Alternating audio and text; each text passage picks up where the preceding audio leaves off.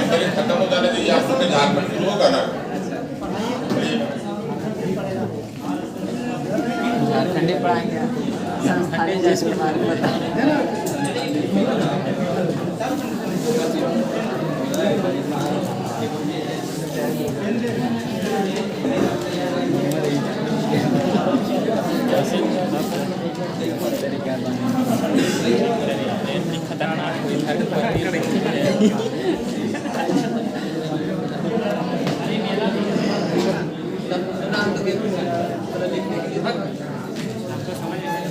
लिखिए, फैक्ट लिख लीजिए पंजाब के बारे में। जी सर।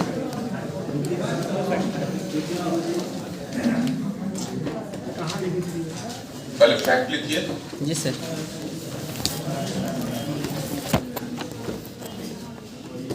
रंजीत सिंह के राज्य को सरकार एक खालसा कहा जाता था।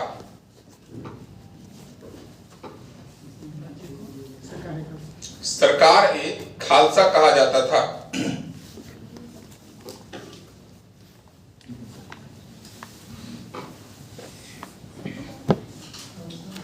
रंजीत सिंह की मृत्यु के बाद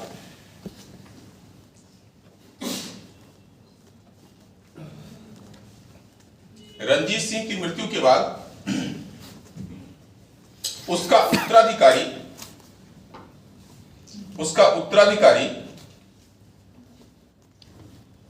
दिलीप सिंह बना।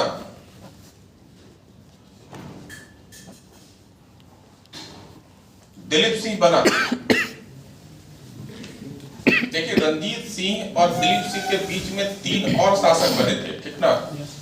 बट ये तीनों के तीनों अयोग्य थे, और तीनों के बीच जो लड़ाई थी ना,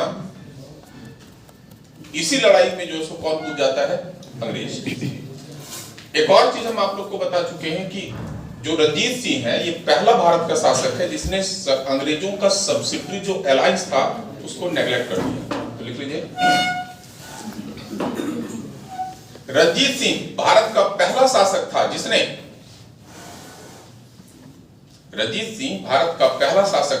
जिसने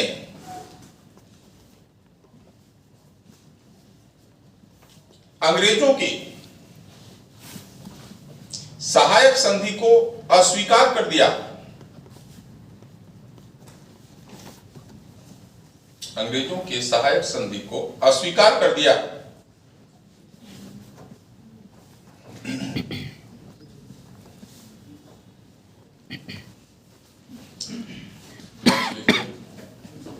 नेक्स्ट, राजा दिलीप सिंह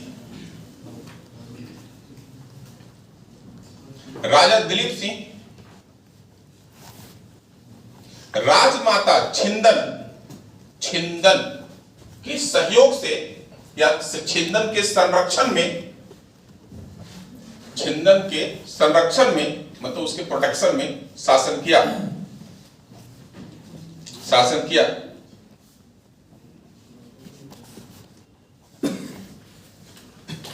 हो गया।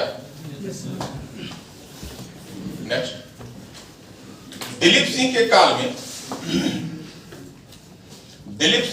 में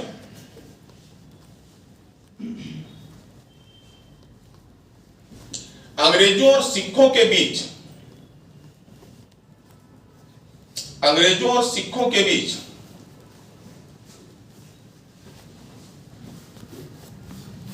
दो आंग्ल सिख युद्ध हुआ, एंग्लो सिख वार। 2 आंग्ल सिख युद्ध हुआ।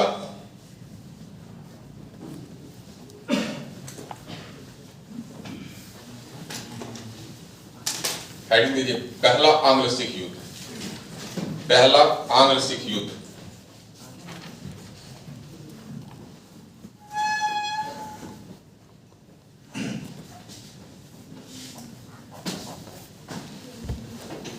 यह युद्ध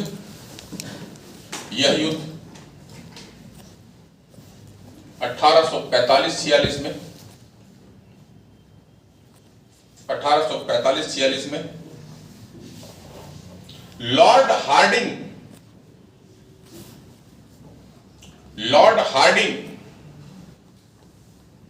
के काल में हुआ था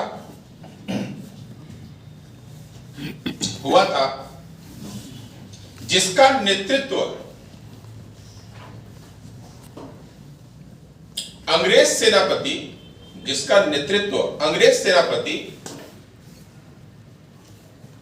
लॉर्ड गफ ने किया था। GUFF गफ, लॉर्ड गफ ने किया था।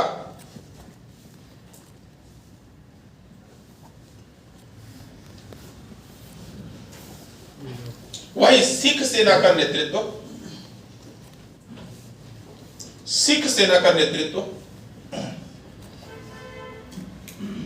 लाल सिंह ने किया था।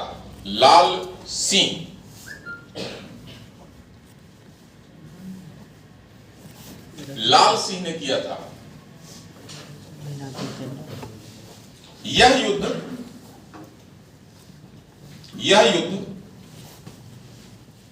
1746 के लाहौर की संधि से 1746 के लाहौर की संधि से समाप्त हो गया। 1746 के लाहौर की संधि से समाप्त हो गया।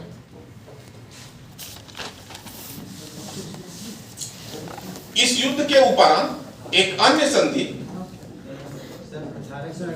1846 इस युद्ध के उपरांत एक अन्य संधि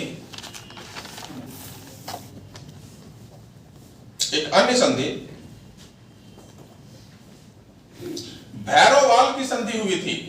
भैरववाल की संधि हुई थी।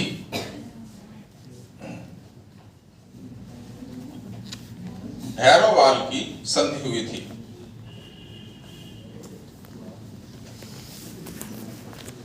भैरववाल की संधि के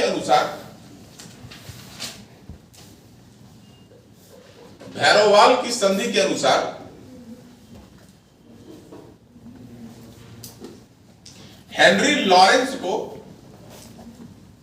हेनरी लॉरेंस को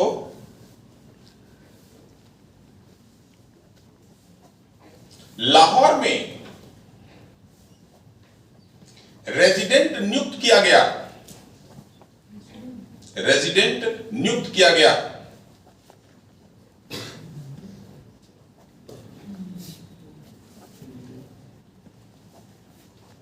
हो गया।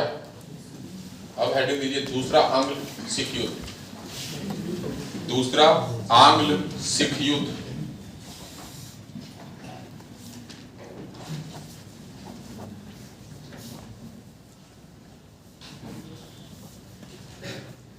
यह युद्ध 1848-49 में 1848-49 में लॉर्ड डलहौजी के काल में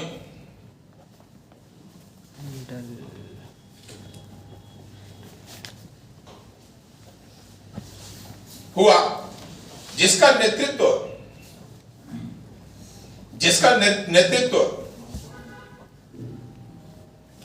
लॉर्ड गफ ने किया।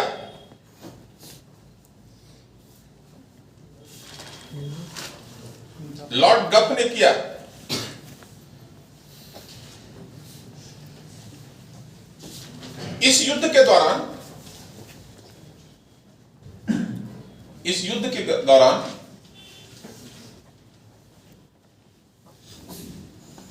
चिलियानवाला का युद्ध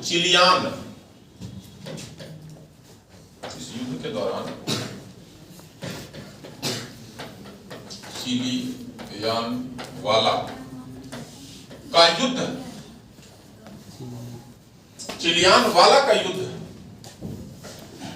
लड़ा गया।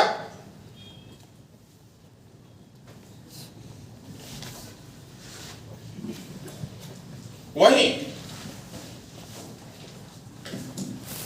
चार्ल्स नेपियर के नेतृत्व में, चार्ल्स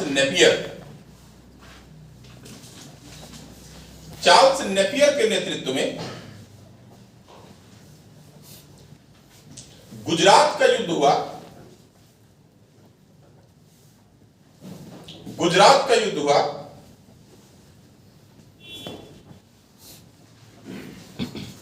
जिसे तोपों का युद्ध भी कहा जाता है। तोपों का युद्ध कहा जाता है।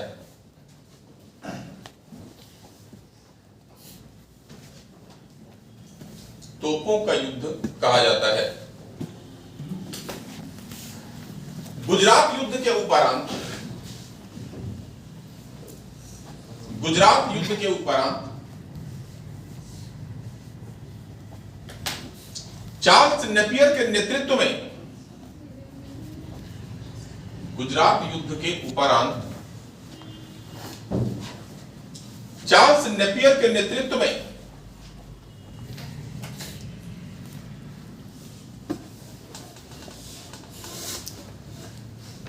लॉर्ड डलहौजी ने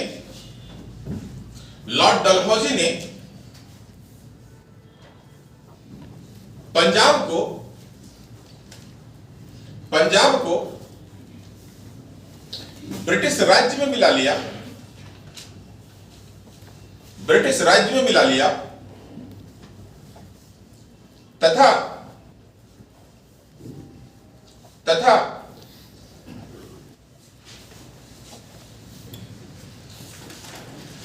राजा दिलीप सिंह को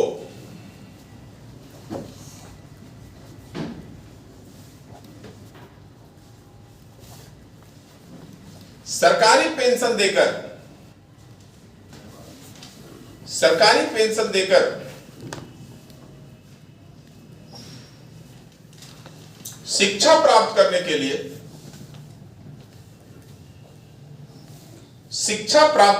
लिए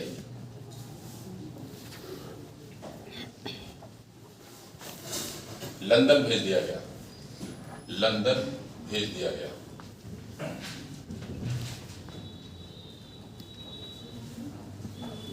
हो गया।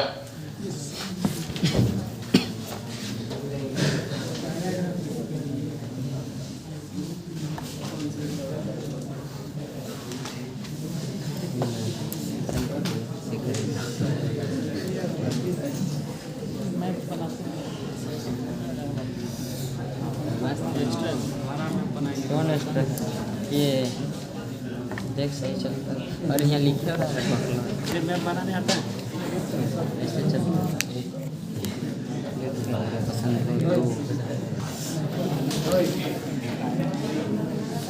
क्या है ये है मराठा। और ज्योग्राफी के लिए क्या है? दक्कन प्लेटो है ना। क्या है ये? दक्कन का पठार। दक्कन का पठार।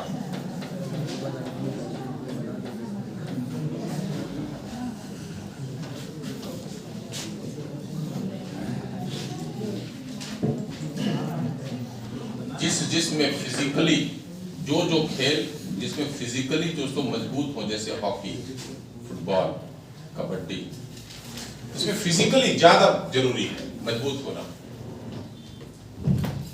ये सब जो खेल के खिलाड़ी है ना, या तो वो महाराष्ट्र से होंगे या पंजाब से होंगे या झारखंड से होंगे या हरियाणा से होंगे।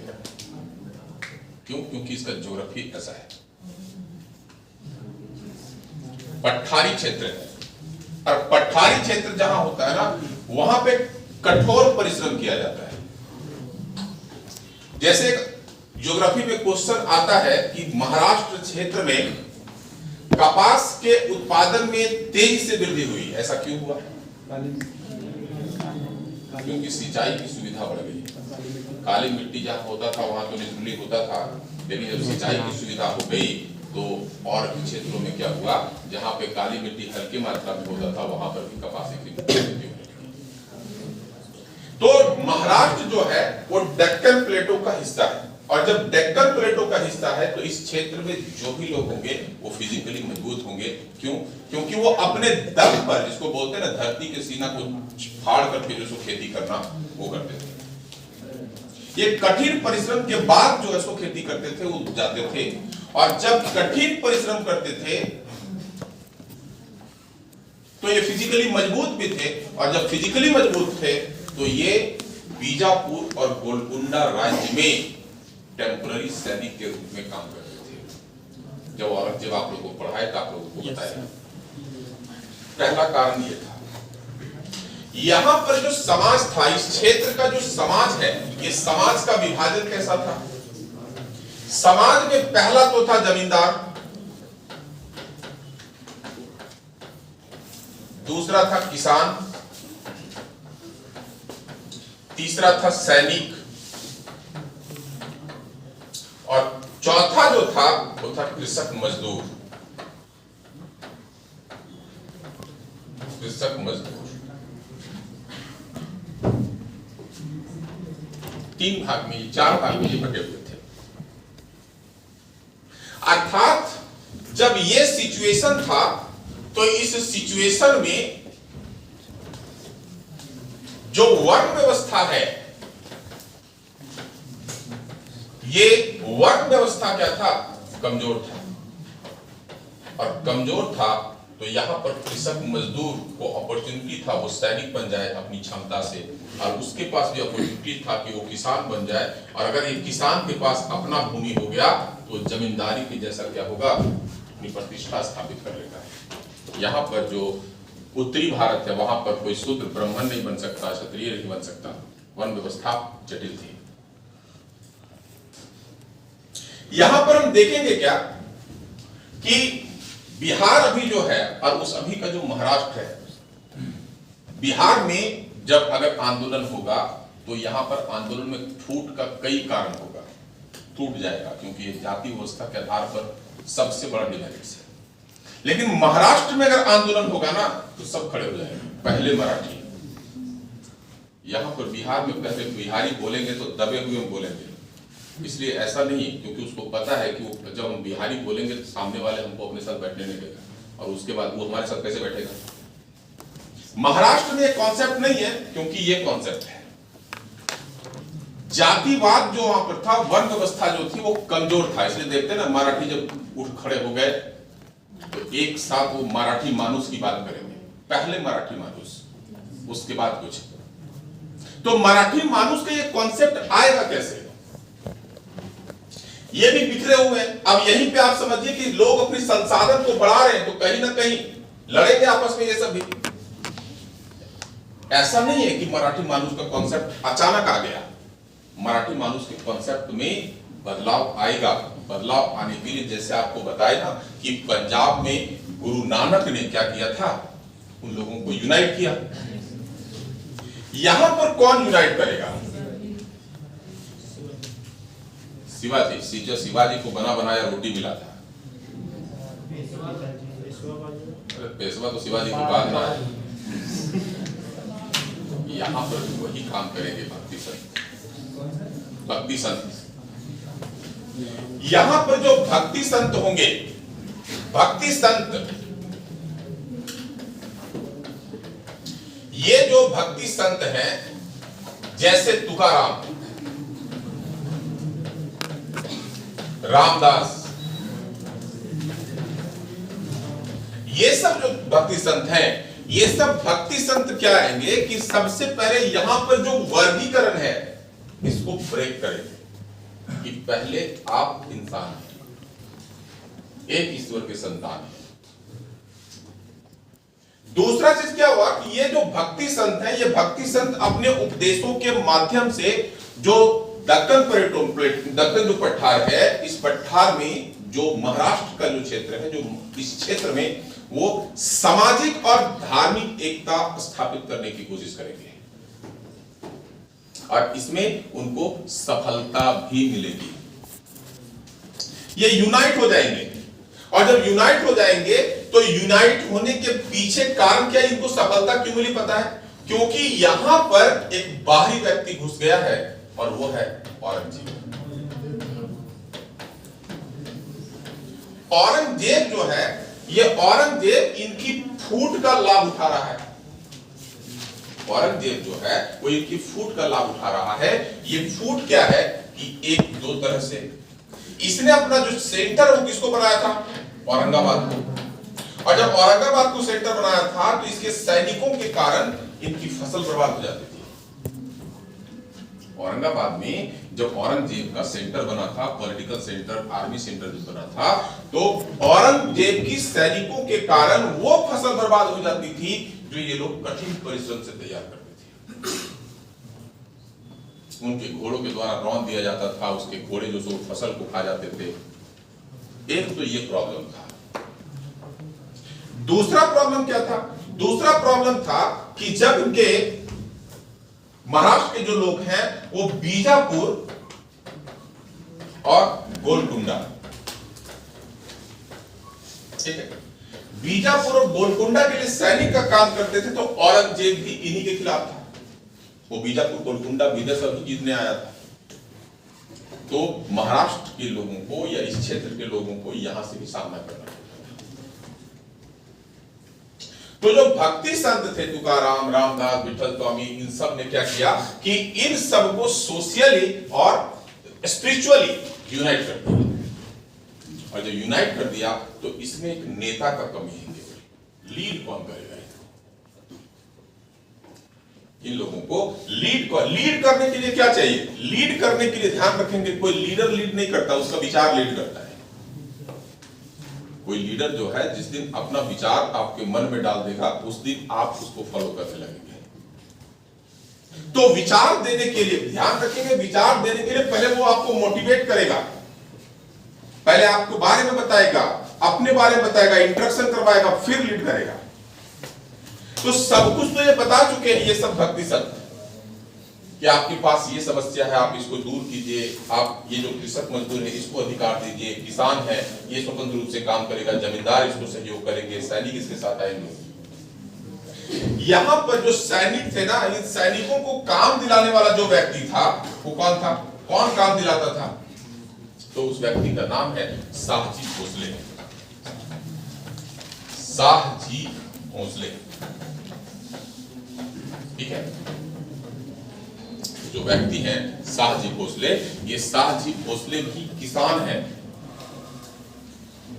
शाहजी भोसले हैं, वो किसान हैं। खेती करने के बाद जो उनके पास टाइम बचता था, वो कृषक मजदूरों को सैनिक के रूप में अपॉइंट करवाते थे जाकर। वैसे ही जो गांव के लोग, जो समृद्ध लोग होते हैं, जैसे कैसे गांव के लोगों को बंबई और दिल्ली में नौकरी दिलवाते हैं, बस वही काम करते थे। कौन? शाहजी भोसले। और जब शाहजी भोसले ये काम करते थे तो शाहजी भोसले की अपनी किसानी भी चल रही थी और ये भी काम चल रहा था। बीजापुर राज्य में और गोलकुंडा राज्य में इनकी समृद्धि भी थी, प्रतिष्ठा भी थी। ये धीरे धीरे किसानी से अपनी प्रतिष्ठा जमींदारी की ओर बढ़ा लिए थे। लेकिन इस पूरी सोसाइटी को नेतृत्व कोई नहीं कर पा रहा था, इस पूरे समाज को कोई नेतृत्व नहीं कर पा रहा था। यूनाइट सब हो गया है। ऐसे में शाहजी भोसले दो विवाह किए थे। इनकी पहली पत्नी का नाम है जीजाबाई, जिसको वो छोड़ दिए हैं, और जीजाबाई का पुत्र है शिवाजी। शिवाजी आरंभ से ये चीजें देख रहे थे, इसके कारण क्या हो रहा है, इसके किसानों की फसल बर्बाद हो रही है, इसके कारण हमारे लोग मारे जा रहे हैं। बस शिवाजी ने इतना ही किया कि आप कठिन मेहनत से जो फसल उगाते हैं उस फसल को बर्बाद कर देता है, तब जब आप अपनी फसल को छोड़ करके कहीं और रहते हैं। तो क्यों ना आप जो काम किसी और के लिए कर रहे, आप अपनी भूमि के लिए करो, आप अपनी फसल के लिए करो। यह आपकी फसल को नष्ट नहीं करेगा। तो इन्होंने क्या किया? इन्होंने किसानों को, जमींदारों को, मजदूरों को मोटिवेट किया कि जो काम आप दूसरे राज्य के लिए कर रहे हैं वही काम आप अपने फसल के लिए करो, आप अपनी मातृभूमि के लिए करो। और जब ये स्टेटमेंट दिए तो ये किसान इनके साथ खड़े हो गए। और जब किसान इनके साथ खड़े हो गए तब ये इन लोगों का क्या नेता के रूप में खड़े होंगे। ध्यान रखेंगे, जीजाबाई शाहजी भोसले की पत्नी है और जीजाबाई और शिवाजी की देखरेख करने के लिए शाहजी भोसले ने एक संरक्षक, एक प्रोटेक्टर अपॉइंट कर दिया था, जिनका नाम था दादाजी कोंडदेव। क्या नाम था? दादाजी कोंडदेव। तो दादाजी कोंडदेव के संरक्षण में शिवाजी पले। कभी क्वेश्चन पूछेगा कि शिवाजी का प्रारंभिक गुरु कौन है, तो उनकी माता जीजाबाई। लेकिन दादाजी कोंडदेव भी जो है वो उनके गुरु हैं। लेकिन अगर कभी क्वेश्चन पूछेगा कि शिवाजी का स्पिरिचुअल टीचर कौन है, तो रामदास। ठीक है, समर्थ गुरु रामदास। और समर्थ गुरु रामदास शिवाजी को बताएंगे कि इन सब के बीच क्या समस्या है, इन सबको कैसे नेतृत्व करेंगे।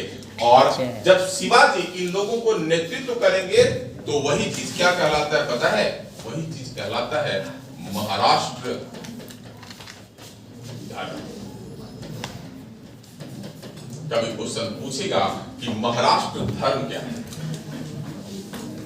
तो महाराष्ट्र धर्म कोई महाराष्ट्र धर्म नहीं है, बल्कि भक्ति संतों के, महाराष्ट्र के भक्ति संतों के प्रेरणा से शिवाजी के नेतृत्व में महाराष्ट्र में जो शक्ति का उदय हुआ, सोशल, पॉलिटिकल और स्पिरिचुअल जो यूनिटी आई, उसी को क्या कहते हैं? महाराष्ट्र धर्म। ये जो महाराष्ट्र धर्म का कॉन्सेप्ट आएगा, बाद में ये महाराष्ट्र मराठा राज्य का कॉन्सेप्ट ले लेगा। और जब मराठा राज्य का कॉन्सेप्ट ले लेगा तो अब इसका संघर्ष किसके विरुद्ध होगा? औरंगजेब के विरुद्ध।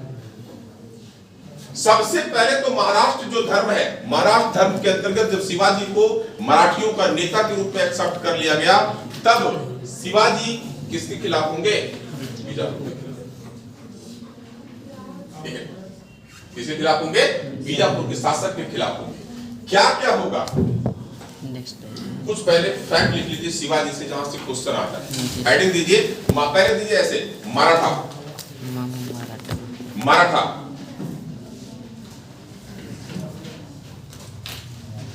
स्लैश लिखिए, हाइफन देकर के लिखिए, महाराष्ट्र धर्म। महाराष्ट्र धर्म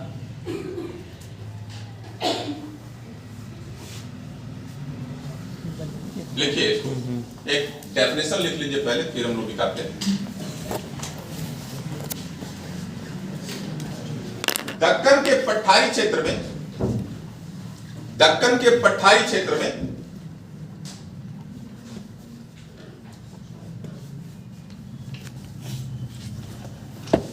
भक्ति संतों के प्रेरणा से,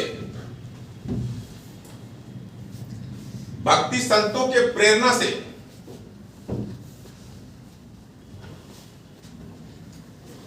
शिवाजी के नेतृत्व में,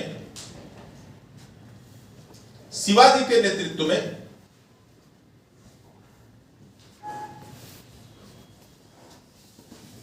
महाराष्ट्र में, महाराष्ट्र में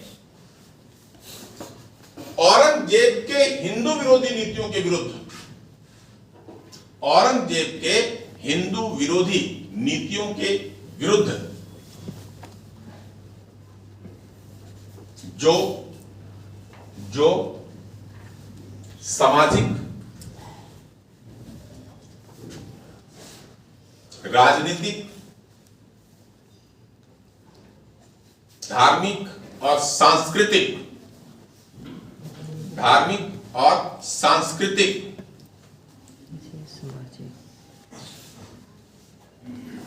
एकता,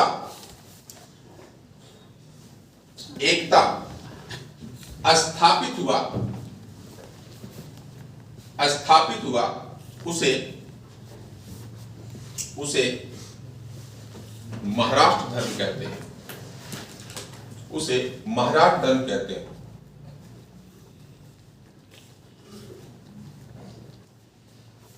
हो गया?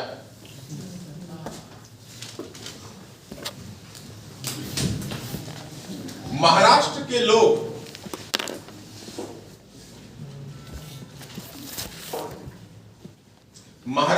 के लोग बीजापुर और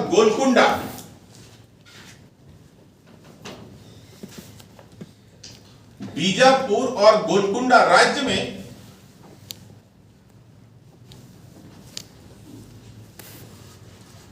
अस्थायी सैनिक के रूप में, टेम्पररी अस्थायी सैनिक के रूप में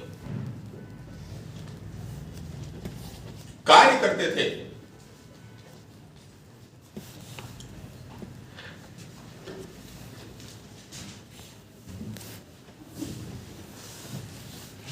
इन मराठियों को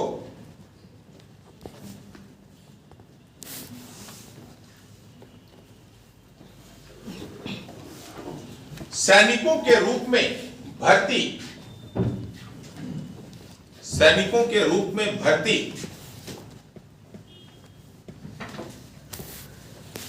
शाहजी भोसले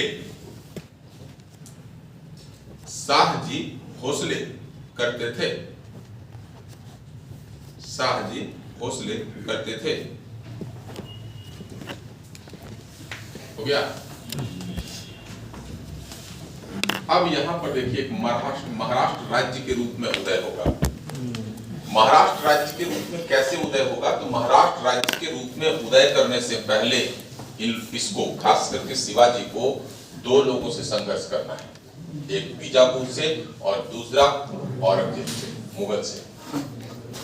सबसे पहले तो क्या होगा कि औरंगजेब की भी दूर की बात है, क्योंकि औरंगजेब तो बीजापुर, गोलकुंडा, अहमदनगर के खिलाफ खड़ा है। शिवाजी भी बीजापुर के खिलाफ खड़ा हो जाएगा। इनके पिता शाहजी भोसले, एक और पहले कुछ फैक्ट लीजिए। शिवाजी के पिता शाहजी भोसले और माता का नाम जीजाबाई है। फिर समझाते हैं। पहले शिवाजी के पिता शाहजी भोसले और माता जीजाबाई हैं।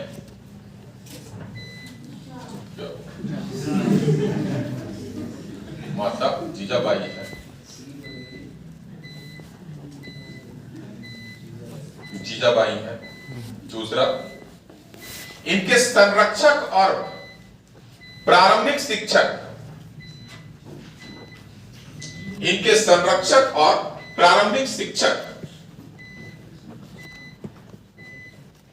दादाजी कोंडदेव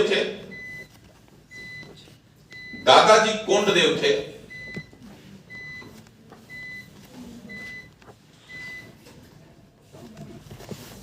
परंतु, अच्छा छोड़ दीजिए, लिखना मत, ज्यादा आप पर जोर दीजिए। दिख रहा है नहीं पढ़ दीजिए, दिखना जरूरी है, तो गलत बात है, उतना भी मत पढ़िए।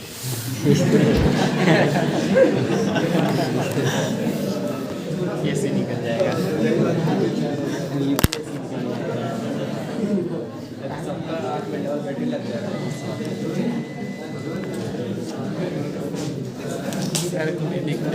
एक सेकंड हो गया। लिखिए, इनके आध्यात्मिक गुरु, परंतु इनके आध्यात्मिक गुरु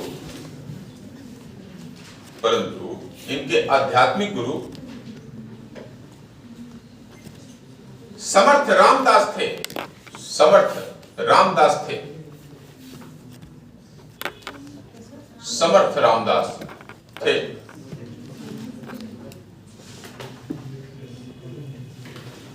शिवाजी का जन्म 20 अप्रैल 1627 को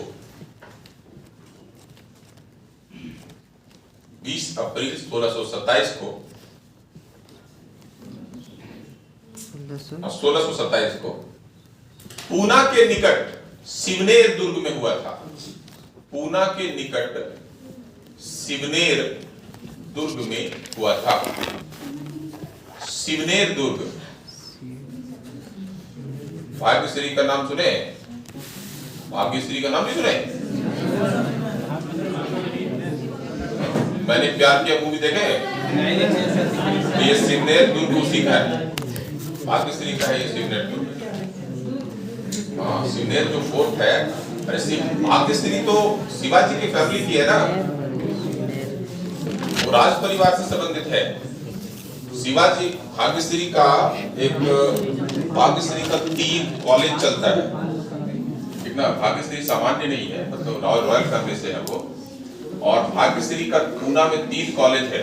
पूना में 3 कॉलेज में जब उसका प्रत्येक सेमेस्टर जब हो जाता है, प्रत्येक एग्जाम हो जाता है ना, पूना के 29 कॉलेजों का नाम उसको लिस्ट में पता, बट मेरे 2 दोस्त पढ़ते थे, उन लोग बताए हैं कि जब वहां पर एग्जाम आप पास कर लेंगे, ग्रेजुएट हो जाएंगे या डिग्री मिल जाएगी, तब भाग्यश्री अपने यहाँ बुलाती है सारे स्टूडेंट को और सबको अपना एक फ्रेशर पार्टी देती है, तब डिग्री मिलता है। तो जो भोसले परिवार है ना, भोसले परिवार, उस भोसले परिवार का हिस्सा है वो पूना भाग्यश्री। हो गया। ये सिवनेर दुर्ग जो है मूवी इस दुर्ग को दिखाया है, कौन सा मूवी अभी जो आया था अजय देवगन का, तानाजी। तानाजी में जो जिसमें सैफ अली खान है, वही है सिवनेर दुर्ग। सिवनेर दुर्ग जो है वो सिवनेर दुर्ग थोड़ा सा पानी से घिरा हुआ भी है चारों ओर, मतलब सिवनेर दुर्ग के चारों ओर खाई है और खाई के आसपास पूरा पानी भरा हुआ है, सुरक्षित दुर्ग। तो सिवनेर दुर्ग में हुआ था। हो गया। शिवाजी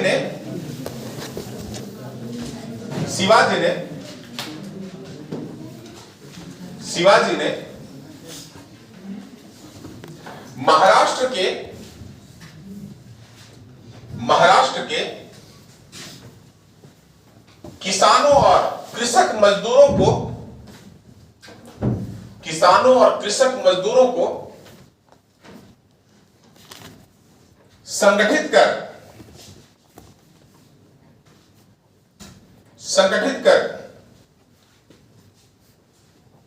बीजापुर राज्य के विरुद्ध विद्रोह कर दिया। देखिए अब क्या होगा ना कि बीजापुर राज्य में बहुत सारा किला है,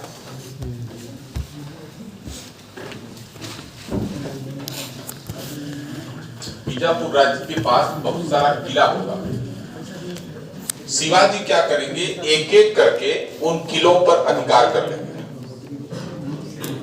सबसे पहला जो किला है बीजापुर का, और इंपॉर्टेंट जो किला है वो है सिंहगढ़ का किला। शिवाजी ने सिंहगढ़ के किला पर अधिकार कर लिया। किसके विरुद्ध? तो बीजापुर के विरुद्ध। तो इसको भी फैक्ट लिख लीजिए। शिवाजी ने बीजापुर के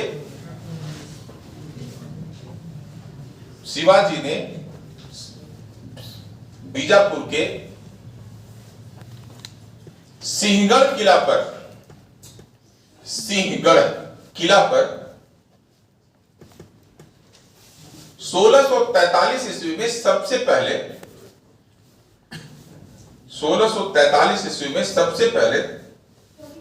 43 में अधिकार कर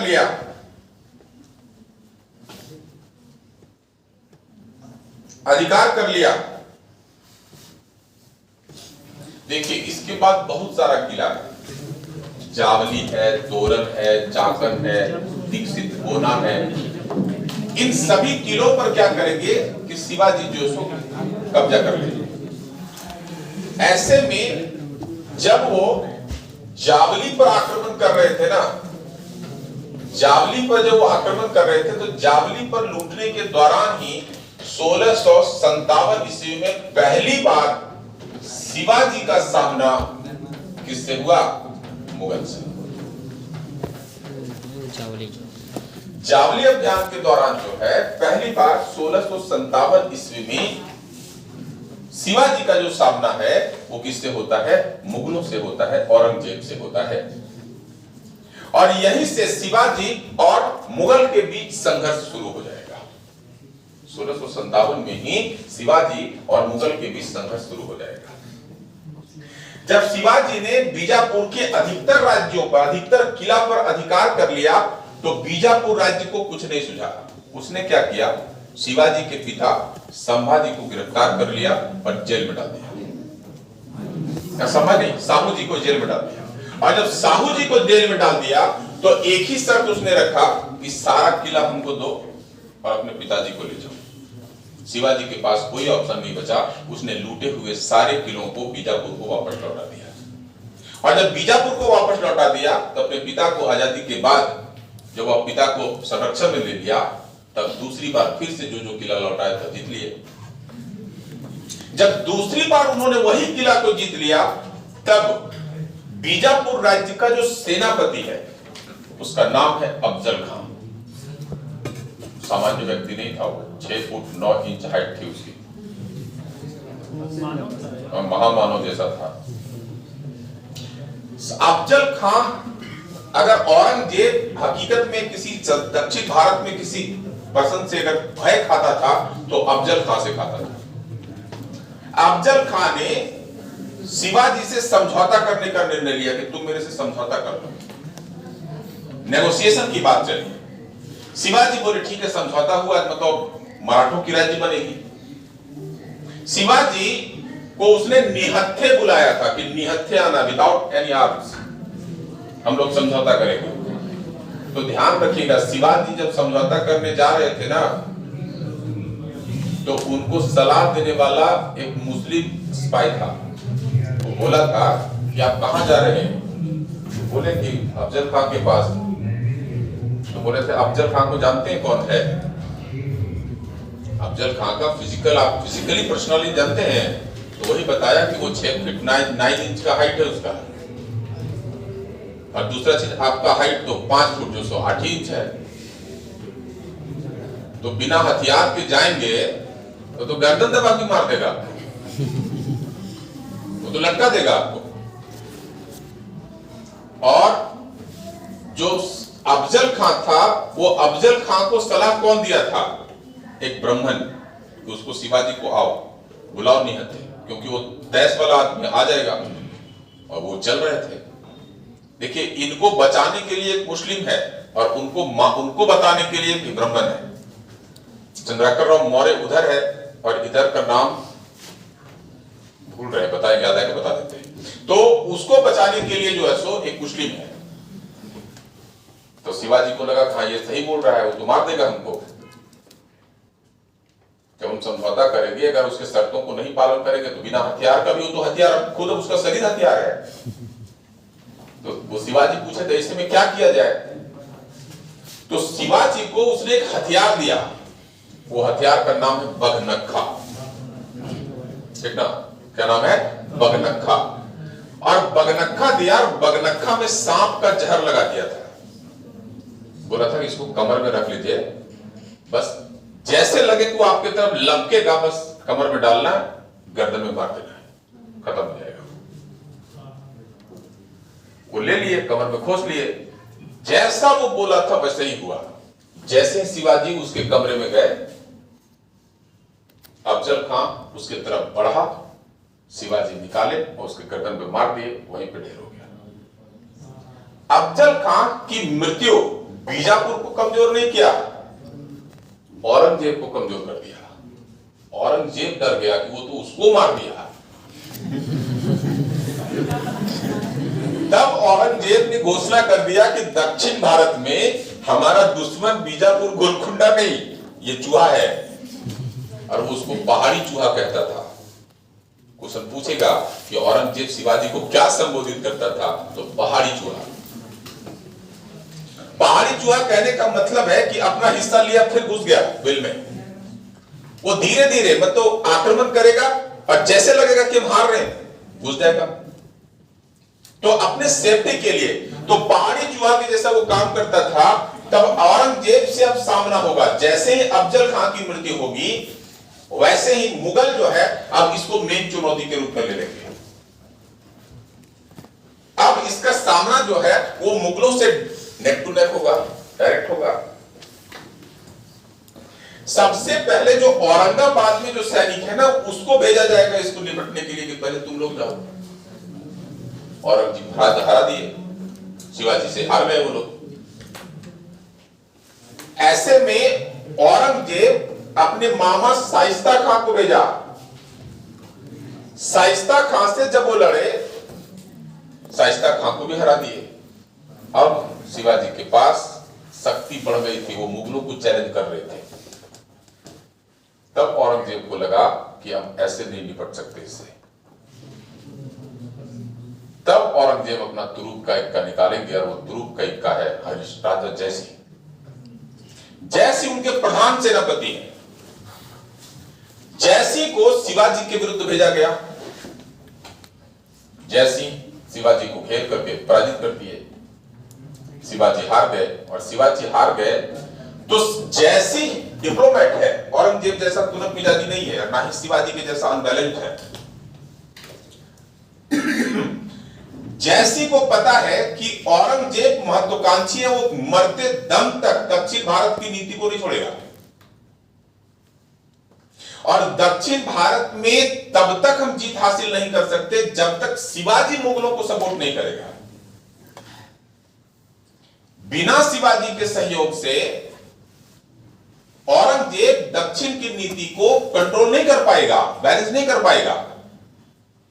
तो जयसिंह ने शिवाजी को हराने के बाद शिवाजी को अपमानित नहीं किया, वो उसके साथ एक पुरंदर का संधि किया, और पुरंदर की संधि के साथ कहा कि तुम्हें 4000 का मनसबदारी का पद देंगे, तुम्हारे बेटे को मुगल प्रशासन में एक बड़ा सा पद देंगे। उसके साथ ही जो मराठों के क्षेत्र में जो मुगलों के कारण परेशानी होती है, उनके आंतरिक मामलों में हस्तक्षेप नहीं होगा, और इसके बदले तुम्हें एक काम करना है कि औरंगजेब की सेना को, मुगलों की सेना को बीजापुर और गोलकुंडा के खिलाफ सहयोग करना है। तो एक हारे हुए व्यक्ति को जयसिंह ने इतना बड़ा प्रस्ताव दिया, इसलिए क्योंकि शिवाजी की सहयोग की आकांक्षा थी, किसमें? औरंगजेब के खिलाफ, ये बीजापुर के खिलाफ। शिवाजी खुश, शिवाजी को लगा अब तो हम मुगल बादशाह के बगल में बैठेंगे, हमको पद मिल रहा है, मनसबदारी पद मिल रहा है। बट जो मुगल प्रशासन था उसका अनुभव नहीं था शिवाजी को कि हमारी डिग्निटी क्या होगी, हमारा प्रोटोकॉल क्या होगा, क्योंकि शिवाजी को कितना पद मिल रहा है? 4000 मनसबदार। लेकिन जो उसके सामने जयसिंह है, वो कितना मनसबदार है पता है? 11000 मनसबदार, मतलब जस्ट ट्रिपल। वो तो औरंगजेब के साथ नहीं बैठता, तो ये कहां से बैठेंगे? तो जब आगरा आए ना वो शिवाजी, तो आगरा के दरबार में जो औरंगजेब बैठे हुए थे, तो इनको भी मनसबदारों के साथ बैठा दिया गया। 4000 जहां बैठते थे, 4000 ये भी बैठ गए, और तब से इनको छटपटाहट होने लगी कि इनको कहां बैठा दिया, इन लोगों के पास बैठा दिया। और ये किसी तरह से भागने की फिराक में थे कि ये हमको अपमान कर रहा है। यहाँ पे जो संधि हुआ, जो पुरंदर की संधि हुई, वो हमारे अनुकूल नहीं है। औरंगजेब ये भाग गया, ये दोनों भागेंगे। औरंगजेब ने दोनों को पकड़वाया, बोला जेल में इसको डालो पहले। औरंगजेब ने इन दोनों को गिरफ्तार करके, उनका बेटा संभाजी, अच्छा बेटा भी था सर? नहीं संभाजी, हाँ बेटा दोनों है। हाँ दोनों, शिवाजी और संभाजी। संभाजी को जो है भी बोले थे ना मुगल पद देंगे, तो दोनों आए हुए थे आगरा में। आगरा में इन दोनों को गिरफ्तार करके जयपुर के किला में कैद कर दिया गया। आप बोलेंगे सर जयपुर का किला कहां है? वो भी आगरा में ही है। जयपुर का जो किला है वो भी आगरा में है। आप बोलेंगे सर ये सब जयपुर के नाम से क्यों? राजपूत संधि है ना, राजपूतों के साथ संधि करके गया था अकबर। तो राजपूत जब रहेंगे आगरा में तो उनको सेटल करना होगा ना, बताए ना, उन लोगों के साथ बेहतर संबंध बनाएगा, उनको दरबार में देगा पद। तो ग्वालियर का जैसे देखेंगे, इसका दुर्जन शाह झारखंड का, उसको ग्वालियर के किला में कैद करके रखा था, तो जयपुर के किला में उसको कैद करके रखे हुए थे। और जयपुर के किला से किसी तरह से छुप करके वो भाग निकलने में सफल हो गए। कौन? शिवाजी। और जब भाग निकलने में सफल हो गए तो संभाजी वहीं कैद है। संभाजी तो वही है, लेकिन शिवाजी तो निकल गए। और जब शिवाजी निकल गए तो शिवाजी अब मुगलों का जितना भी केंद्र होगा, सबसे मुगलों का जो सबसे इंपॉर्टेंट केंद्र है पश्चिम में, वह सूरत। वो सूरत को 2 बार लूटेंगे, अंग्रेजों की औरंगजेब को क्षति पहुंचाएंगे। जो अंग्रेजों का जो व्यापार होता है, औरंगजेब का जो व्यापार का रूट था, जो मुस्लिमों का जो हज का रूट था उसको बाधित करेंगे, और जब ये सबको बाधित करेंगे तो औरंगजेब अब बर्दाश्त नहीं करेगा। और औरंगजेब के बारे में जो पता चला कि जब ये फिर से अभियान कर रहा है मराठों के खिलाफ, तब शिवाजी इनिशिएट किए कि मैं सरेंडर करना चाहता हूं। शिवाजी अब औरंगजेब के पास आत्मसमर्पण करने के लिए रेडी हो गए, और जब आत्मसमर्पण करने के लिए रेडी हो गए तो यही शिवाजी को जो औरंगजेब पहाड़ी चूहा कहा करता था, अब उसे राजा का उपाधि दिया। क्वेश्चन पूछेगा कि शिवाजी को राजा का टाइटल किसने दिया था, तो शिवाजी को राजा का उपाधि दिया था किसने, तो औरंगजेब ने। और जब शिवाजी को राजा की उपाधि दे दी गई तो अब मुगलों से ये संरक्षित है, ये जो है ये मुगलों से संरक्षित है। अब यहां से मराठा राज्य की स्थापना होगी। अभी देखिए मराठा राज्य में कहीं भी ये शासक नहीं बने। जब इनके पास बीजापुर का क्षेत्र है, इनके पास गोलकुंडा का क्षेत्र है, इनके पास जो मुगलों का कुछ जो सूबा था वो सब प्राप्त हुआ है, तब ये ठानेंगे कि अब मुझे यहां का राजा बनना है। ये राज्याभिषेक के लिए महाराष्ट्र में जो ब्राह्मण थे उनसे कांटेक्ट करेंगे कि मेरा राज्याभिषेक कराओ। ब्राह्मण नहीं करेंगे इनका कांटेक्ट, राज्याभिषेक क्यों करेंगे, तुम्हारा क्षत्रिय थोड़ी ना हो, तुम किसान हो। तो वहां के ब्राह्मणों ने इनका बहिष्कार किया कि नहीं, आपका राज्याभिषेक, राजा नहीं हो सकते, आप नेता हो सकते हैं, राजा नहीं, राज्याभिषेक नहीं हो सकता। तब वो काशी के पंडित को बुलाएंगे जिनका नाम है गंगा भट्ट। वो गंगा भट्ट को बुलाएंगे और गंगा भट्ट से अपना राज्याभिषेक करवाएंगे रायगढ़ के किला में। महाराष्ट्र में जो रायगढ़ है उस रायगढ़ के किला में राज्याभिषेक करवाएंगे, और राज्याभिषेक कराने के बाद ये एक टाइटल लेंगे, वो टाइटल है छत्रपति। जब इनका राज्याभिषेक होगा तब देखेंगे छत्रपति की उपाधि लेंगे। अरे जो बताए थे ना आप लोगों को सर्व छत्रांतर, उसी से मिलता जुलता नहीं है छत्र। राजा के ऊपर न होता है छत्र। रथ वाला देखते होंगे महाभारत सीरियल में, पहले किसके पास था, भीष्म पितामह के पास, फिर चला जाएगा द्रोणाचार्य के पास, उसके पास कभी नहीं था दुर्योधन के पास, हाँ कर्ण के पास चला गया, क्योंकि वही सेनापति बाद में बनता है। द्रोण जब मर जाते हैं तो कर्ण ही बनता है ना सेनापति। तो छत्र का मतलब वो जो नेतृत्व करता है, तो ऐसे में वो छत्रपति की उपाधि लेंगे। यही नहीं, वो हिंदू धर्मोद्धारक की उपाधि लेंगे, वो पातशाह का उपाधि लेंगे। क्वेश्चन पूछेगा हिंदू धर्मोद्धारक की उपाधि किसने लिया, छत्रपति की उपाधि किसने लिया, वो पातशाह की उपाधि किसने लिया, तो ये सब के सब किसका उपाधि है, ये शिवाजी की उपाधि है। अब शिवाजी ने एक मराठा राज्य की स्थापना किया, और जब मराठा राज्य की स्थापना किया तो इस मराठा राज्य के संचालन के लिए क्या चाहिए, एक प्रशासन चाहिए, एक मंत्री परिषद चाहिए। तो शिवाजी ने एक मंत्री परिषद बनाया जिसका नाम है अष्टप्रधान। ये जो अष्टप्रधान है, इस अष्टप्रधान में टोटल 8 मंत्री होते थे, और उन अष्टप्रधान का जो हेड होता था वो होता था पेशवा। जो सर्वश्रेष्ठ सेनापति होता था ना वही बनता था पेशवा, योग्यता के आधार पर बनता था पेशवा। पेशवा जो है वो छत्रपति का प्रमुख सहायक होता था, या फिर कह सकते हैं वो प्रधानमंत्री होता था। लेकिन जैसे ही शिवाजी ने एक मजबूत राज्य को खड़ा किया, जिस तरह से रंजीत सिंह ने एक मजबूत राज्य को खड़ा किया, अचानक मृत्यु जब हो गई तो राज्य बिखर गया। शिवाजी भी रंजीत सिंह के समान एक बृहद राज्य की स्थापना करते हैं, बड़े राज्य की स्थापना करते हैं। और जब बड़े राज्य की स्थापना करते हैं, इनका भी राज्य गठन के बाद तुरंत मृत्यु हो गई। और जब इनकी मृत्यु होती है तो यहां पर राज्य को संभालने के लिए छत्रपति तो नहीं है, लेकिन पेशवा है। मराठा प्रशासन का जो शक्ति है वो छत्रपति के हाथ से निकल करके पेशवा के हाथ में चला जाएगा, और जब पेशवा के हाथ में चला जाएगा तब बंगाल में अंग्रेजों का क्या हो रहा है, खुराफात हो रहा है। 1757, 1764 वो खुश हैं। बंगाल के समान अंग्रेजों का एक व्यापारिक सेंटर कहां है, बॉम्बे और सूरत। बॉम्बे सूरत दोनों मराठा के पास है, और जब मराठा के पास है तो बंगाल जैसी सुविधा मांगेंगे वो पेशवा से, कहां पर, कि हमको यहां पर भी जो सो क्या दो, रेवेन्यू वसूल करने का राइट दो। तो पेशवा तो कमजोर है नहीं, दौड़ा करके मारना शुरू किए अंग्रेजों को। अंग्रेज किसी तरह से जान बचा करके वहां से भागे प्रथम आंग्लो मराठा युद्ध में। ऐसे में भागे नहीं, पकड़ करके बोले बड़े समझौता करो यहां पर। और साल बाई की एक अपमानजनक संधि हुई अंग्रेजों के साथ। मराठों ने उनको अपमानित किया सालबाई की संधि में, और जब सालबाई की संधि में अपमानित किया तो अंग्रेज तो इसको भूलेंगे नहीं, और यहां से शुरू होगा उनका जोड़ तोड़। तो हम लोगों को जो पढ़ना है आंग्ल मराठा युद्ध, वो तीन आंग्ल मराठा युद्ध होंगे। ये तीनों आंग्ल मराठा युद्ध में जो पहला आंग्ल मराठा युद्ध होगा इसमें मराठा शक्ति के रूप में होंगे, लेकिन दूसरा और तीसरा में हार जाएंगे। जिस तरह से उन्होंने बंगाल को मिलाया, पंजाब को मिलाया, वो मराठा को मिला देंगे। ठीक है, उसके बाद नेक्स्ट क्लास बता देंगे।